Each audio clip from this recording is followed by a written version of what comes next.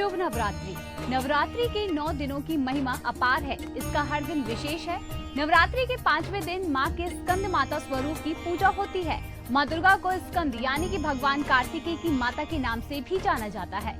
स्कंद माता के स्वरूप को संसार की पहली प्रसूता स्त्री माना गया है और जिनकी गोद में भगवान कार्तिकेय बाल स्वरूप में विराजते हैं। देवी दुर्गा का ये स्वरूप मातृत्व को परिभाषित करता है। संतान की इच्छा रखने वाले दंपत्ति अगर इनकी उपासना करें तो वह जरूर पूरी होती है। संतान का कल्याण होता है, संतान दीर्घायु होती है और इसके साथ ही नवरात्रि का 5वां दिन तन मन की पवित्रता का प्रतिनिधित्व भी करता है। इसीलिए इस दिन का रंग सफेद माना जाता है। माँ स्कंद माता को सफेद रंग प्रिय होता है और ऐसे में इस दिन लोगों को सफेद रंग के कपड़े जरूर पहनने चाहिए। इसके अलावा स्कंद माता शक्ति, बुद्धि और विवेक की भी दाता है, जिससे कि व्यक्ति अपने जीवन के फैसले बिना किसी भय के सही दिशा में ले लेता है। सफलता के लिए शक्ति का संचय और सृजन की क्षमता दोनों का होना बेहद जरूरी है और माता का ये रूप यही सिखाता भी है और प्रदान भी करता है। पौराणिक कथाओं के अनुसार तारकासुर नाम का एक राक्षस था जिसने अमृतत्व के लिए ब्रह्मा जी से ये वरदान मांगा था कि उसका अंत केवल शिव पुत्र के हाथों हो, क्योंकि तारकासुर का विचार था कि भगवान शिव कभी विवाह नहीं करेंगे, इसीलिए उसकी कभी मृत्यु नहीं होगी।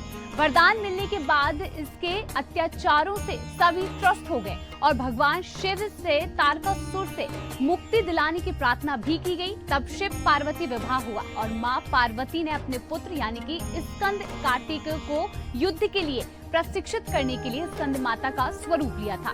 स्कंद माता के युद्ध प्रशिक्षण लेने के बाद भगवान कार्तिकेय ने तारकासुर का अंत किया था। माँ को अपने पुत्र से बहुत प्रेम है, इसीलिए उन्हें अपने पुत्र के नाम यानी कि स्कंद से पुकारा जाना भी बहुत प्रिय है। माँ की कथा पढ़ने सुनने वालों को भी संतान सुख और संपत्ति सुख जरूर मिलता है। स्कंद माता की पूजा विधि भी जान लेते हैं, जहाँ पर स्कंद माता की पूजा विधि बहुत ही सरल है। सुबह जल्दी उठकर स्नान कर लें, इसके बाद स्कंद माता की चौकी की व्यवस्था करें। मंदिर में एक पीले या फिर लाल रंग का कपड़ा भी बिछाएं और उस पर स्कंद माता की तस्वीर लगा दें। इसके बाद मंदिर में गंगा जल का छिड़काव करें और इसके बाद माता को पीले या फिर लाल रंग की चुन्नी ओढ़ाएं। अब पूजा थाली में फूल, मिठाई, लौंग, इलायची, दिया और केले का फल रख लें। इसके बाद माता के सामने दिया जलाकर आरती करें और फूल, फल आदि का यहाँ पर भोग भी लगाया जाए। अब हम जानेंगे कि माता को किस चीज का भोग लगाना शुभ माना जाता है। पूजा के बाद स्कंद माता को केले का भोग लगाया जाता है। स्कंद माता को मिठाई और अन्य फलों के साथ केले का भी भोग जरूर लगाना चाहिए। इसके अलावा स्कंद माता की विशेष कृपा पाने के लिए उन्हें केले के हलवे का भोग भी लगा सकते हैं। इसके साथ ही बेसन के लड्डू, केसर की खीर या फिर कोई अन्य पीली मिठाई अर्पित कर सकते हैं। माँ स्कंद माता का प्रिय फूल कमल है, इसीलिए इस दिन माँ के चरणों में कमल अवश्य चढ़ाना चाहिए। इसके साथ ही स्कंद माता का पूजन मंत्र भी आप जान लीजिए।